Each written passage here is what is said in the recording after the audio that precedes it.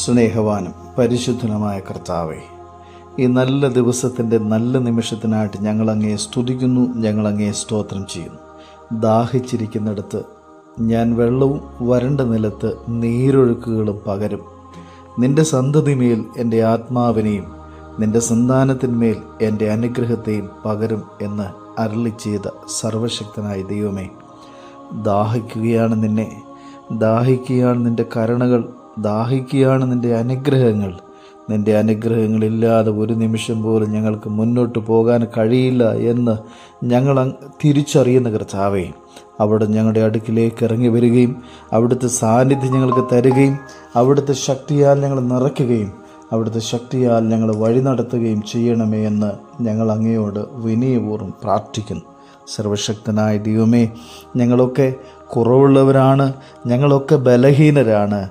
ഞങ്ങളുടെ ബലഹീനതയിൽ, ഞങ്ങളുടെ കുറവുകളിൽ അവിടുത്തെ ശക്തി തികഞ്ഞുവന്ന് ഞങ്ങളെ അനുഗ്രഹിച്ച് നടത്തണമേ എന്ന് വിനയപൂർവ്വം പ്രാർത്ഥിക്കുന്നു.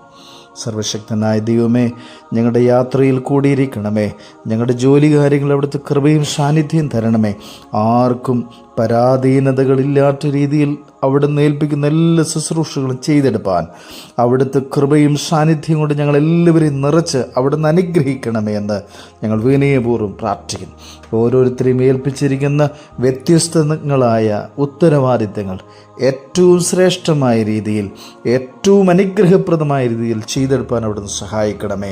ദൈവമായ കർത്താവേ, രോഗത്താൽ ഭാരപ്പെടുന്നവരെ സൗഖ്യമാക്കണമേ. ജോലിയിൽ ഭാരപ്പെടുന്നവരെ ദൈവകൃപ കൊണ്ട് നിറയ്ക്കണമേ. ജോലി ചെയ്ത് ശമ്പളമില്ലാതെ ഭാരപ്പെടുന്നവരെ അവിടുന്ന് ദൈവകൃപ കൊണ്ട് നിറയ്ക്കണമേ.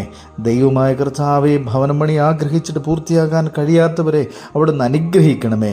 മക്കളില്ലാതെ ഭാരപ്പെടുന്നവരെ സ്വർഗം തുറന്ന് അനുഗ്രഹിക്കുമാറാകണമേ എന്ന് വിനയപൂർവ്വം പ്രാർത്ഥിക്കുന്നു. കുഞ്ഞുങ്ങളെ അനുഗ്രഹിക്കണം, മാതാപിതാക്കളെ അനുഗ്രഹിക്കണം. എല്ലാവരും അനുഗ്രഹിക്കപ്പെടുന്ന ഒരു പകലായി മാറാൻ അവിടുന്ന് ഇടയാക്കണം. പിതാവിൻ്റെയും പുത്രൻ്റെയും ജീവനുള്ള പരിശുദ്ധ റൂഹായുടെ നാമത്തിൽ തന്നെ ആമേൻ.